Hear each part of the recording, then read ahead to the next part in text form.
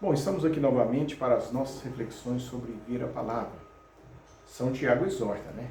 Sede cumpridores da palavra, e não apenas ouvintes, isto equivaleria a vos enganares a vós mesmos. Então, ouvir a palavra não é suficiente, é preciso aprender a ser cumpridor da palavra.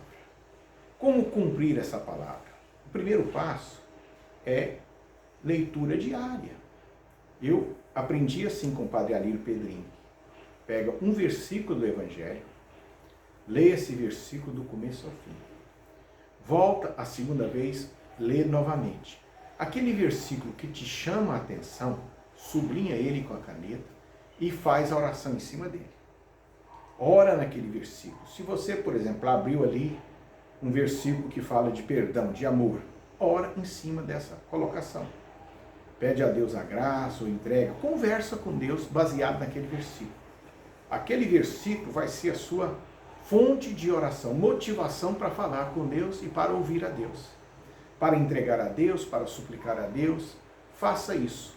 No dia seguinte, se você retomar aquele versículo ainda estiver ardendo no seu coração, ainda estiver comunicando alguma coisa para você, continue a oração. Ore bastante. Por quê? Porque você vai aprender a guardar a palavra. Passou? No outro dia, ou 2 dias depois, leia outro capítulo, do começo ao fim, e na segunda leitura, escolhe um versículo. Pode escolher até 2, mas o ideal é 1. Escolhe um versículo, sublinha esse versículo, e começa a sua conversa com Deus. Pede o Espírito Santo, pede a Deus para te explicar a palavra, o que quer dizer aquilo mais profundo, e vai orando. Vai orando, falando com Deus a partir do que está naquela palavra. Se você não acredita, coloca a sua falta de fé. Se você tem dúvidas, apresente as dúvidas. Se aquela palavra para você é impossível, conversa com Deus. Fala, meu Deus, é impossível para mim, mas tudo é possível para o Senhor. Então eu devo desenvolver toda a minha relação com Deus, tendo a palavra como fonte de oração. A palavra de Deus é fonte de oração. E na medida que eu pratico esta oração na palavra de Deus, meu espírito vai sendo transformado, tocado pela palavra, e eu vou aprendendo a guardar essa palavra. E a minha vida, com o passar do tempo, será uma vida frutuosa, porque é uma vida que vai praticar a palavra. Por quê? Porque eu tenho ela guardada.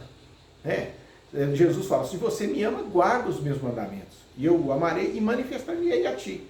Então, a importância de aprender a guardar a palavra, mas sem afobação, sem estar lendo muito, um capítulo por dia, ou 2 no máximo, sublinha aquilo ali que você achou interessante, se é uma promessa de Deus, se é um chamamento à ordem, se é uma mudança de atitude que a gente deve ter, se é algo que a gente precisa crer. Então a gente tem que estar atento a essas nuances da nossa alma, da nossa mente.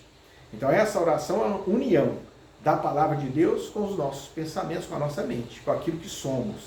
Se a gente está orando, distrai, traz a distração, leia a palavra de novo, leia ela várias vezes, aquele versículo sublinhado.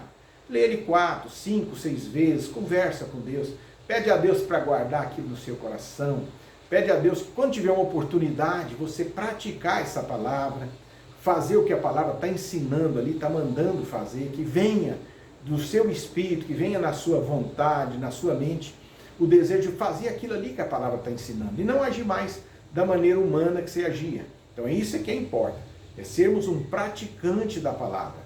Então temos que ter um método. Se você tem outro, ótimo. Tem pessoas que têm método, ler a Bíblia no meu dia a dia, a Bíblia foi escrita para você, tem vários métodos.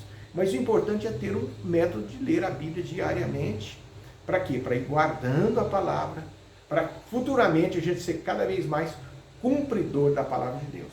Que Deus abençoe, que possamos colocar em prática a vivência diária das Sagradas Escrituras. Amém.